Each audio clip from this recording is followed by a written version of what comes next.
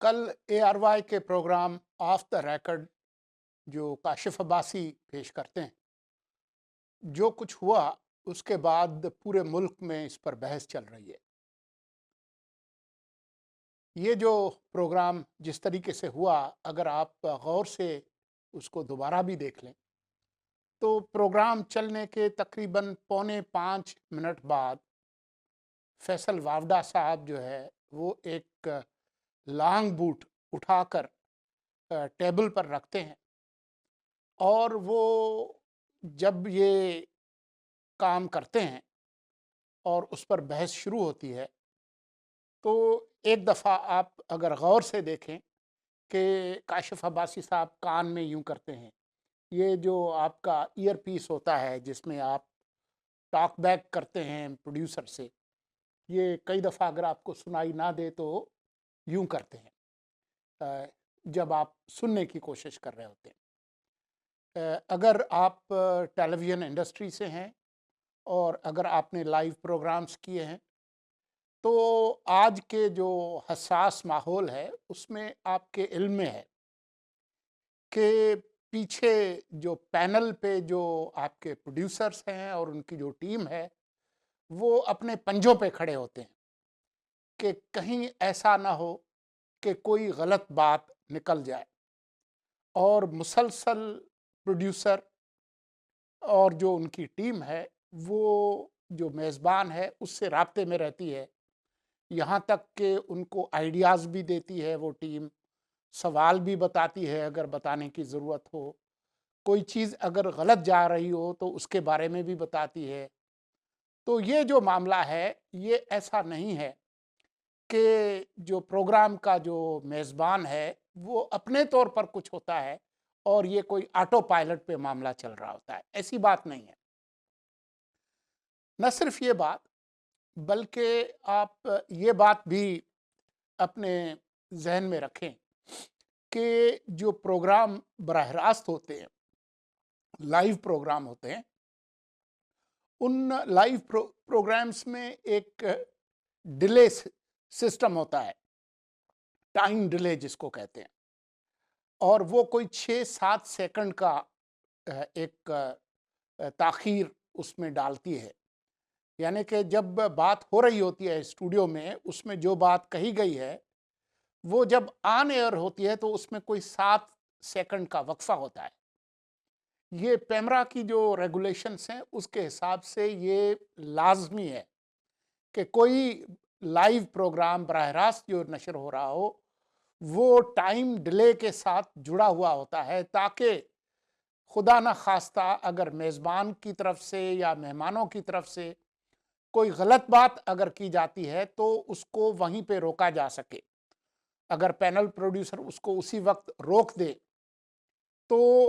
جو ایسی کوئی نازیبا بات ہے تو وہ نشر ہونے سے بچ جاتی ہے۔ یہ ایک انڈسٹری کا سٹینڈرڈ ہے۔ لیکن اگر آپ یہ دیکھیں کہ باوجود اس بات کے کہ جیسا کہ لگ رہا ہے کہ کاشف عباسی اپنی ٹیم کو سن رہے ہیں، ابھی ہم صرف اس پہ سوچ ہی سکتے ہیں اور اپنے طور پر اس کا تصور ہی کر سکتے ہیں کہ کیا بات ہو رہی ہوگی۔ آج کل کا جو ماحول ہے، جس طریقے کے ریٹنگ ڈریون پروگرامز ہوتے ہیں جس میں ہر صورت میں آپ کو مقابلہ کرنا ہوتا ہے دوسرے چینل کا،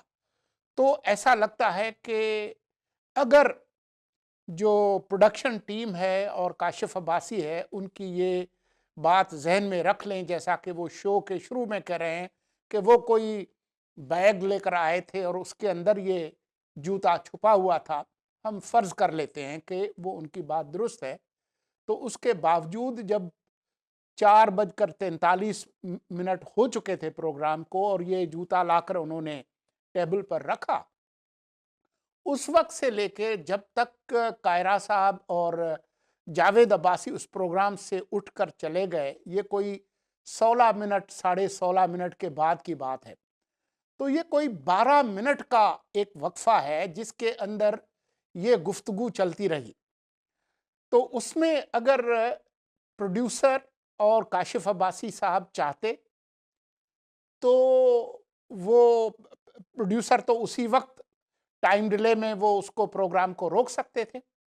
اور یہ جو صورتحال ہے اس کو روکا جا سکتا تھا، لیکن نہ انہوں نے کوشش کی، نہ کاشف عباسی جو کہ ایک منجھے ہوئے ٹیلی ویژن شو ہوسٹ ہیں، وہ اگر چاہتے تو یہ کر سکتے تھے۔ تو یہ 16 اور 16.5 منٹ تک یہ جو تماشا چلتا رہا لائیو ٹیلی ویژن پہ، یہ یقینی طور پر یہ چینل، اس کی ٹیم اور اس کے میزبان اس کی ذمہ داری قبول کریں۔ یہ نہیں ہو سکتا کہ وہ کہیں کہ جی ہمیں پتہ نہیں تھا۔ یہ صرف کسی ایسے آدمی کو الو بنایا جا سکتا ہے جس کو اس انڈسٹری اور اس کے میکینکس اور اس کے پروڈکشن کا جو سسٹم ہے اس کے بارے میں پتہ نہ ہو۔ تو بات یہ ہے کہ اس کی ذمہ داری ان کو قبول کرنی چاہیے۔ بات صرف ان کی نہیں ہے، بات ریگولیٹر کی بھی ہے۔ اگر کسی چینل پر کوئی نازیبا بات ہو جو کہ پیمرا کی ریگولیشنز اور جو ضابطۂ اخلاق ہے اس کے خلاف ہو، تو یقیناً اس کا نوٹس ہوتا ہے۔ اس کو تقریباً 20 گھنٹے ہو چکے ہیں، لیکن ابھی تک اس پر کوئی رد عمل سامنے نہیں آیا پیمرا کی طرف سے، کم از کم میرے علم میں نہیں ہے۔ حکومت کی طرف سے بھی اس پر کوئی خاموشی ہے۔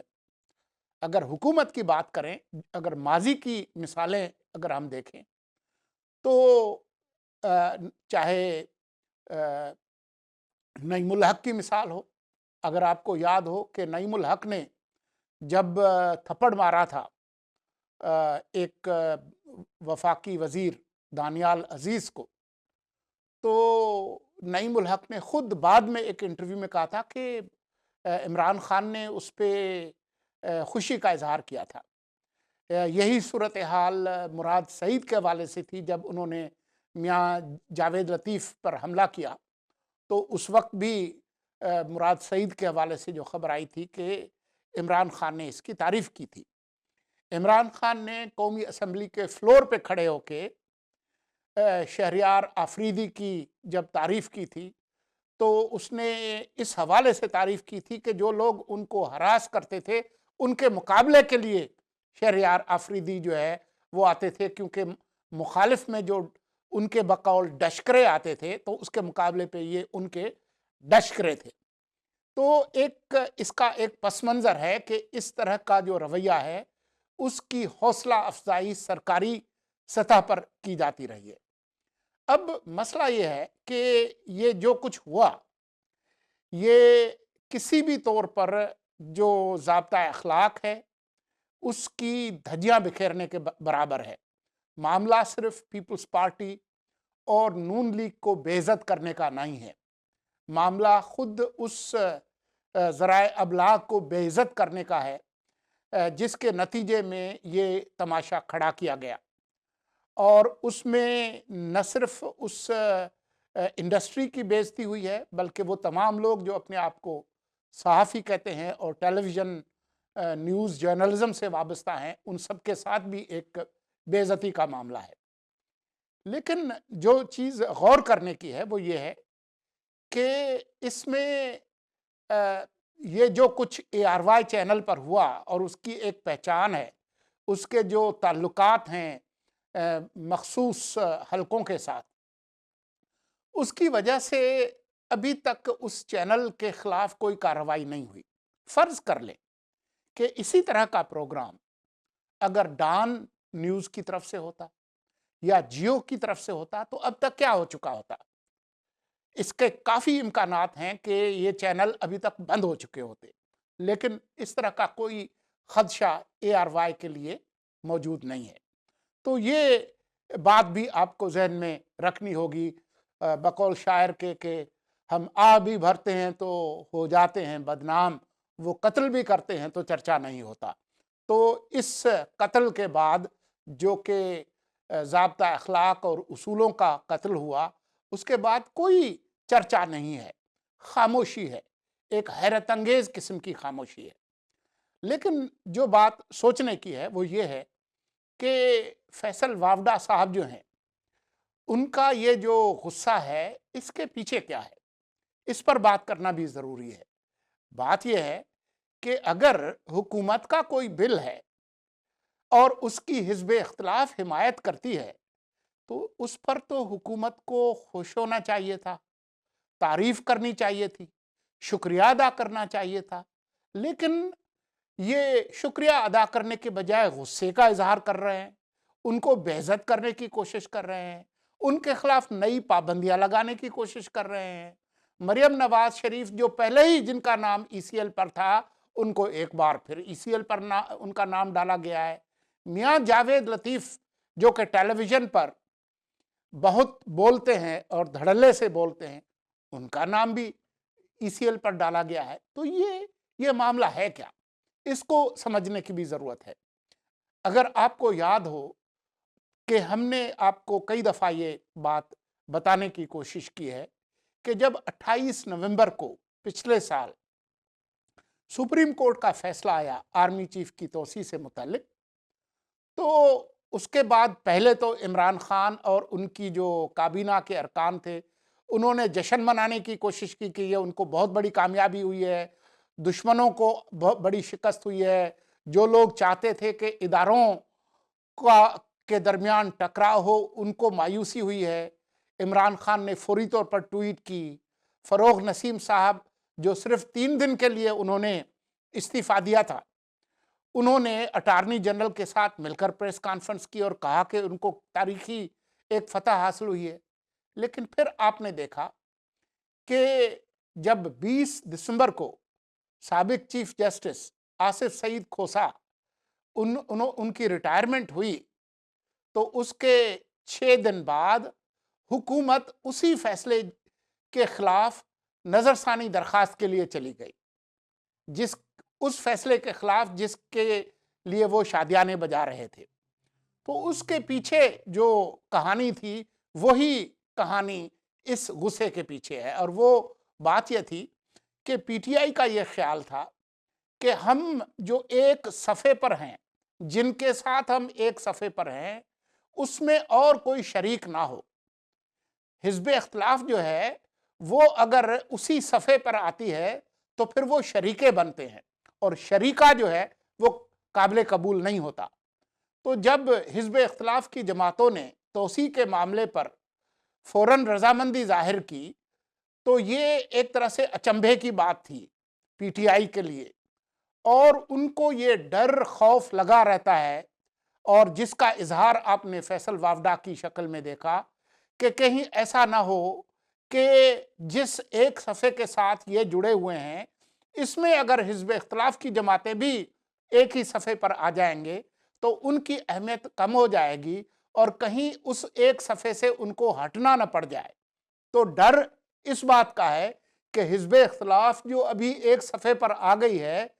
वो सफ़ा जो है उससे कहीं पीटीआई महरूम ना हो जाए और उनकी हुकूमत ना चली जाए। पिछले दिनों जो आपने काबीना के कुछ अरकान,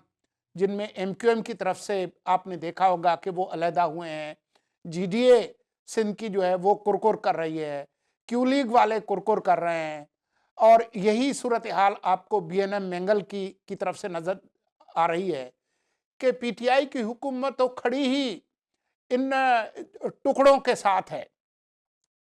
जो टुकड़े जोड़ के ये हुकूमत बनाई गई थी। क्योंकि खुद उनके अपने जो 156 अराकीन हैं, वो भी मांगे तांगे के हैं। वो किस तरीके से लाए गए हैं वो आप लोगों को अच्छी तरह से पता है।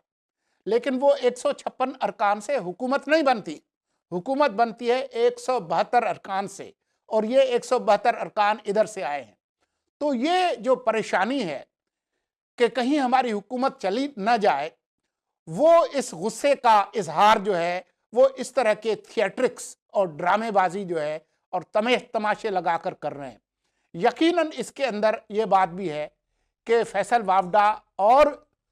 पीटीआई की काबीना के अंदर कुछ अरकान ऐसे हैं जो हर वक्त कोई हेडलाइन, कोई शह सुर्खी बनने के लिए बड़ी से बड़ी बात और बड़ी से बड़ी बोंगी मारने के लिए तैयार रहते हैं। तो एक वो बोंगी उन्होंने मारी। इस तरह के अरकान आपको اور جگہوں پہ بھی مل جائیں گے اور جماعتوں میں بھی مل جائیں گے، لیکن یہ جو کل جو تماشا ہوا ہے اس کی بنیادی وجہ جو ہے وہ شریکیں ہیں کہ شریکیں کہیں ایک صفحے پر نہ آ جائیں، اس لیے وہ اب ان کو رسوا اور ذلیل کرنے کی کوشش کر رہے ہیں کہ جی وہ انہوں نے اس بوٹ کو چاٹنے کی بات کی ہے۔ لیکن بات یہ بھی ہے کہ اگر کوئی اور جماعت اور کوئی لیڈر اس طرح کی بات اس طرح کا تماشا کرتی جس میں براہ راست جو ہے وہ اشارہ ملک کی افواج کی طرف جاتا ہو، اگر وہ حزب اختلاف کی جماعتیں ہوتی، پیپلز پارٹی کے لوگ ہوتے یا مسلم لیگ نون کے ہوتے یا عوامی نیشنل پارٹی کے ہوتے، تو اب تک جو ہے وہ خود افواج کی طرف سے بھی کوئی نہ کوئی رد عمل آ سکتا تھا، لیکن اس پر ابھی تک کوئی رد عمل نہیں آیا۔ اس پر ابھی تک ایک غیر معمولی خاموشی آپ کو نظر آ رہی ہے۔ وہ اس کی کیا وجہ ہے وہ اس پر بھی آپ کو ضرور سوچنا ہوگا۔